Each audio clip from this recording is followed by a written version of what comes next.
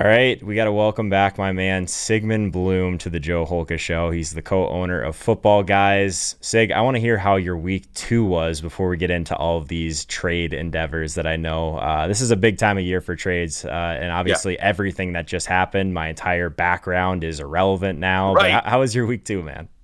Yeah, I know we're not that close, Joe, but don't put my picture on your wall. Okay. I need Let's something. do I it. got to fill some holes back there for sure. I understand, but I don't want to be doomed to the Barkley McCaffrey casket. From a fantasy standpoint, there were ups and downs, right? Like even within the Indianapolis game, I love Mo Alley Cox. I've been excited for him to get an opportunity. I preemptively added him on a bunch of my teams. I was basking in the glory of that. But I also was big on Naeem Hines going into the season. So after week 1, I was basking in the glory of that. And after week 2, I have questions from a lot of the people that follow me. And I think that's the thing about this. It will keep us humbled. It will keep us guessing, but it will always keep us interested. Yeah, I think one of the things that's at least kind of nice in my world is if a player gets hurt, like it's just 1 week that kind of ends up burying your teams. I guess for a lot of the season long people out there, I mean, they invested a first round pick for some of the two Right. guys that we're going to talk about. So that's tough. Obviously, Saquon done for the year. Christian McCaffrey, that high ankle sprain, that's tough because we don't know how much it's going to affect him going forward. We don't know really exactly how long he'll be out. I'll say this before we even get into it, Sig, is that when I'm playing season long, these are the type of situations I think we can get pretty aggressive with because we feel good about the activities that we're doing on a regular basis, right? So we're doing the right thing on the waiver wire. We feel like we already have good depth if we're drafting appropriately. So like going after Christian McCaffrey from an owner that is absolutely Yeah. panicking, that's something that like we love as season long players that like to take things a little bit more seriously, right? Do you agree with that? Absolutely. And this is your chance to get a player that can change your season. And you have to be patient, especially if the team's 0-2. Contact them. Maybe they're not ready to give up McCaffrey yet. They're smart. They're not going to just cut bait. The landmines, everyone's going to step on landmines. Season long, DFS is a sprint. Season long is a marathon through a minefield. And you finish it. If you finish first, often like without all of your limbs, maybe you drag yourself across the finish line, but that's what makes it so sweet to win. So you start the talks. I think anything outside of one of your core 2, 3 players you count on every week is worth giving up for McCaffrey. And we can tell ghost stories about, well, if the Panthers still haven't won a game by the time he comes back, are they going to play him? And I don't see McCaffrey as a guy that's going to stop playing if he can play. He already got his bag this offseason, so it isn't like he's trying to preserve himself or anything like he did with the bowl game. And if you lose out, I mean, look, if you give up Tyler Boyd, I don't want to pick on Tyler Boyd, Robert Woods, if you pick up someone, if you give up someone that you can live without for McCaffrey, that's the kind of move that can help you win a title. Yeah, someone in the chat actually right now, and anyone listening on the podcast later, be sure and join us on YouTube on Mondays and Wednesdays, 3 p.m. Eastern time. Obviously, get to talk to Sig every Monday, which is great. But someone in the chat was saying they got offered Kenyan Drake for McCaffrey. If you were the McCaffrey owner on the other side of that, is there any sort of deal, or would it really depend on the rest of your depth? Like, what would you be giving McCaffrey away for? I guess we can play the other side of it as well. Right. Well, I would be happy to give up Drake for McCaffrey at this Okay. point, because and look, Drake. It was a good week for Drake because he reestablished that in these games where Arizona can control the game script, he's going to get the preponderance of touches in the backfield. Maybe not the 2-to-1 split with Edmonds we saw in week 1. This one was much more in favor of Drake, but you still have Kyler Murray doing way too good of a job finishing drives for Drake to get goal line carries. You still have Drake never making it through a full season as a lead back yet. So I don't think Drake's going to change your season. That's a really easy way to ask this, right? Is the player going to change your season or have the potential to change your season? If the answer is no, then that's the kind of player you give up for McCaffrey. I love that. So let's touch a little bit on a couple of these wide receiver options that you mentioned for a Sig. DJ Chark is someone that is on your radar in terms of a guy you want to trade for. Talk a little bit about him. Well, there's a chance that Chark is going to continue to just get 3, 4, 5 targets a week, even though he is the best receiver on this team. By structure of the offense, can we just say Gardner Minshew is a seasoned professional in his Jeez. second year? He has done an amazing job taking the scheme from the whiteboard They use chalkboards anymore, Joe? I'm old. I haven't had a That's why I say chalkboard whiteboard. like I don't ever in my life, so I don't know. I'm getting Right, up there right. too, man. See, I just turned 30 a couple weeks ago. Like What? yeah, it's crazy. It's all downhill from 35. That's why they call it I over heard the hill. I heard that at 25, and they were absolutely right. So I don't even know I don't know what to do with this 30 You're thing. still in that time when your body's a little resilient. You can bounce back some. Once you get to 35, you can't get away with anything anymore. And then once you get to 45, where I'm at, buckle up. So look, the thing with Chark is this. Perhaps it is, and this is why you can buy him low, right? Perhaps it is the structure of the offense. Minshew had 8 different receivers get 3 catches last week or yesterday. I mean, that was fantastic. But Chark is clearly the most gifted player in this offense. He's caught all 7 of his targets. He's also drawn a long pass interference penalty. Minshew's playing well. The offense is schemed up well. Everything is working because I think defenses are having to adjust to what they're doing. But eventually, whether it be 2-minute drills, whether it be at the end of a game, Minshew's going to start leaning on Chark at some point. He's just too good, especially with the surroundings, right? The argument against taking Chark was, well, how's the offense going to be? It's going to be a terrible team. Is Minshew going to be a good quarterback? Check, check, check. It's going to be a good offense and a competitive team and a good quarterback. And maybe Chark is underperforming expectations because he hasn't got the targets. Give it time. It'll come. I love that one. I think that the Chark, like the wide receivers are always interesting to me. That's why we have Matt Harmon on Wednesdays, because I think it's like one of the most important positions to get right. One of the most important positions probably to be pretty aggressive in terms of trades also. So I guess one of the next names on your list, Sig, Cook. Are we talking Jared Cook or are we talking Dalvin Cook here? Right. Let Russ cook. Yeah. I was actually thinking, and we're going to see Jared Cook tonight. That's what I brought it up for. All these people in chat were asking about Jared Cook. I assumed you meant Dalvin, but I wanted to make sure. And we don't know. Michael Thomas might actually play next week, so that extra window of targets for Cook could close. I'm actually thinking Dalvin Cook, and I'm thinking trade Dalvin Cook. And this is one where you hope to take advantage of somebody who's just looking at the box scores. Because just looking at the box scores, just looking at the fantasy points, Cook hasn't really let you down. I mean, hey, he's playing. He's not injured. So that's not bad as first-round picks go. But I think that Minnesota is a lost cause this year. I think you've got a blueprint that's obsolete. And because of that, without the defense holding up their part of the bargain, it's only garbage time scores that have kept Cook afloat. And you don't want your first-round pick relying on garbage time scores. Maybe it is the Barkley owner. Maybe it is the McCaffrey. We're not supposed to say owner anymore. Maybe it is the Barkley team. Maybe it is the McCaffrey team that you call up. And if you hit on a James Robinson a little later on, if you got Kareem Hunt as your running back 3, if you have 3 viable running back options and you can turn Cook into a difference maker at another position, I don't know, maybe try to get George Kittle while he's hurt, or try to get Lamar Jackson coming off of a down week, or just a player at your weakest position other than running back. I just don't think Cook is going to be a reliable player for us week to week this year with the Vikings playing so badly. It's tough because they want to run the ball there, but even just from a DFS perspective, you run out Cook and you're going to get some Madison touches in there as well, which is always frustrating for someone, I'm sure, from a season-long perspective when you're investing such large capital in them. But from DFS too, you pay $8K for Dalvin Cook and you see Madison out there, and the touchdown opportunities are probably going to be a little bit less this year because of what Minnesota's been able to do on offense, but also the game script is just really never going to be in his favor with how this defense has been playing. So I'm in on that. I think that that's perfect. Get some guys in here that we should be trading away also. So James Conner, Sig, I know that you have all the inside information for the Pittsburgh Steelers, of course, right? So let's hear the Conner take. This one was really interesting to me. Yeah, and it's a trade away. It's another trade away player. And I think the thing is here, you have to keep in perspective. And look, Connor's going to hold on to this job for a while, maybe for the whole year, because Benny Snell fumbled on a key touch, let the Broncos back into the game. Connor didn't look great yesterday. He looked functional. He looked competent. His 100-yard game came because he had a 59-yard run, I think, at the end of the game against a tired Broncos defense. But that's not going to happen necessarily every game. And he just doesn't look that impressive to me. I think the Steelers aren't as good of a running team as they were, say, 2 or 3 years ago. The offensive line has really changed without Mike Munchak. They already have 2 injuries. David DeCastro should be back soon. Maybe that helps things. It might take a little while. Next week they play Houston. So you hope that Connor puts up another week like this one, about a 20-point week, so that he's looking like the running back one that people hoped he was when he was going in the third, maybe even the late second round. And then you try to flip him again. And it actually, with the Barkley McCaffrey teams, again, maybe you target them.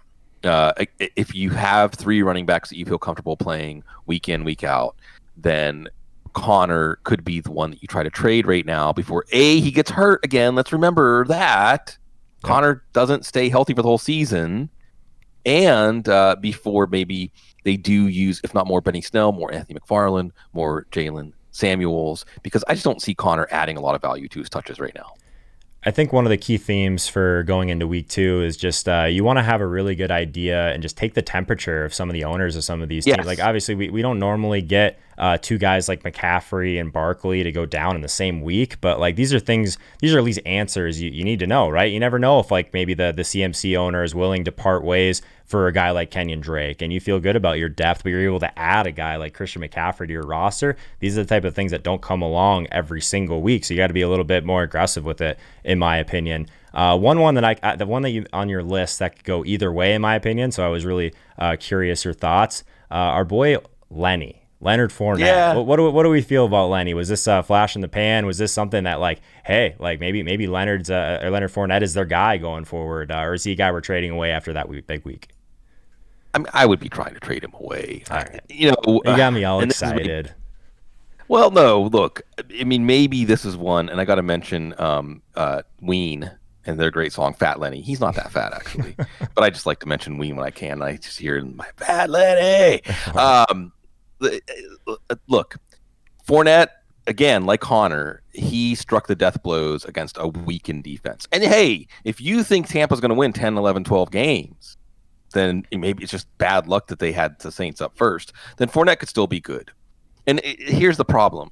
Ronald Jones botched that handoff exchange with Brady, and then he was banished. Mm-hmm. But judging by how things went last year with ebb and flow, and look, Ronald Jones has more to offer physically than Leonard Fournette. Fournette is a straight line guy at this point. He does have pretty good speed for a back built as thickly as he is, but he is not going to make a lot happen. Remember, this is a Carolina defense that allowed 3 walk-in scores to Josh Jacobs. This is, I think, a situation where the matchup made Fournette on the stat sheet look better than he was. He really didn't do much until those end of the game carries. Now, that could be the basis of his value. You're looking at matchups.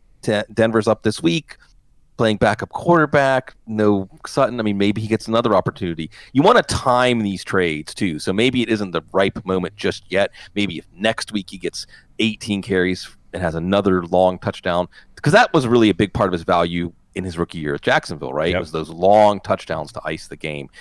So we're looking at that as the main source of his value. And maybe it's more of putting a chip on what you think of Tampa. But to go back to something you said, Joe, a lot of people say, how can I break into the business? What is there to write about? What is there to talk about anymore with so many talented people doing so much good work? Trading and the art of trading is still something that is more uncharted territory. And I think you bring up a good point that you start trade talks, and this is no different than how it is for the GMs in the league, right? You start trade talks to lay the groundwork. And of course, the groundwork for the groundwork is your relationship with the other teams in your league and the other people. And hopefully there's some pre-existing relationship anyways, the ethos of how the league was organized. So if you're inquiring this week, the CMC owner saying, well, I'm 0-2, or I'm still 1-1, or I started 2-0, I'm not going to be anything. I'm not going to be desperate. But they lose a couple of weeks in a row if nothing works out on the waiver wire. Now they know that you are ready to talk to them. Also, it's a great moment. It's poker players' ideas here. It's like getting information, right? Absolutely. Just when you take their temperature, you're getting information, and maybe the talks go off another direction for a player that you weren't even thinking about. Maybe they say, no, I don't want to trade McCaffrey, but hey, are you giving up on Mark Ingram because I'm interested in him to replace McCaffrey or something like that? You never know. You got to ask. Yeah, I think one of the best pieces of advice that I've gotten in terms of season long is like keep a notebook, like actually like write down the things and some of the conversations that you're having with these other owners, because you never know. Like one of the things that you should always be doing is figure out what they're looking for as well, where the holes are of their team, so that you know right away. You've got a list of things that you've already talked to this owner about. Maybe it's not this week. Maybe it's 2 weeks from now, and you remember that this team, maybe they approached you because they were looking for some wide receiver depth, and maybe that you guys you just had an injury at running back. Maybe you can help each other. So I think having those notes and just remembering those conversations for later on. Just grabbing information is huge. Sig, before you get out of here, I know that Slayton and Gallup were on your list. Is there one of those guys that you would be trading for first or trading away? I know Jake Seeley brought up Slayton for this week in particular, so I want to make sure we touched on it quick. Yeah, Slayton coming off a down week with Barkley out. We're looking at the target tree narrowing for the Giants. By the way, remember Caden Smith. Just remember the name Caden Smith. Okay. He might be involved more anyway, and if Ingram goes down, I say if Ingram goes down. After what we saw in week 2, Cade Smith's name to remember there. But that target tree getting narrower makes Darius Slayton a little more valuable. But maybe he's not the prime trade target over Gallup because he did have that big week 1. The other thing you like to see here is Daniel Jones is going to hang in, deliver the ball, stare down the barrel of the gun, and take care of business, which is going to give Slayton more chances for the deep ball. And they're going to face lighter pass rushes than what they face the first 2 weeks of the year. Maybe not this. Well, actually, this week against San Francisco, who's going to be? They're going to have Ezekiel Anza or someone like that. So maybe this is a week for Slayton. But Gallup hasn't put up big numbers. He had that OPI in week 1, terrible call. Chase Claypool committed OPI on his long touchdown, by the way. I guess if you're a rookie, you can get away with it. I don't know. That's not how it usually works. Gallup hasn't put up big numbers, but this offense absolutely is going to create big numbers weekly. One of these weeks, it's going to be Gallup's turn. He's still very, very good. It's against Seattle. By the way, Joe, we'll be lucky if we see another regular season game as good as the game last night. But then you look at the primetime games next week: Green Bay, New Orleans, Baltimore, Kansas City. I was just looking at the DFS slate with Jake, and we have no Philip, or we have no Mahomes, we have no Lamar Jackson on the main slate because it doesn't include that night game. So they're doing a pretty good job at I guess getting us some action at night for sure. It's crazy you bring up Gallup. He's actually only $100 more on DraftKings this week than Lamb, which is right. I mean, they haven't been this close all year. So I love the idea of going to Gallup if people are down on him in DFS. I love the idea of him being a target because this is an offense that we want shares of. Are you on board with Dallas not being completely dead? I guess they were close to being 0-2, very close, right? Do you think this is something that kicks them into gear here with that big win they just had, or is it more Atlanta?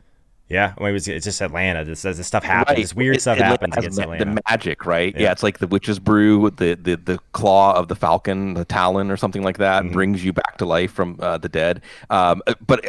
Yes. So I think that Dallas's offense, it's the bad defense, right? Because we're looking at Cincinnati. We're looking at some of these offenses, Atlanta, and saying the bad defense is going to feed the offense, especially when you have a bold quarterback, a quarterback who's going to go down swinging. But you just gave me an idea, Joe. Let's hear it. Now that I was trying to get you out of here, Sig. We're going a couple minutes later, but I was trying to get you out of here. I know you got a million things going on, but let's hear it. No, I love talking to you. I really, I would much rather be doing this than whatever it is I'm going to do whenever I'm done doing this. Okay, so we're reeling you in to season long, right? I'm trying, man. I'm trying. But DFS is your home turf, right?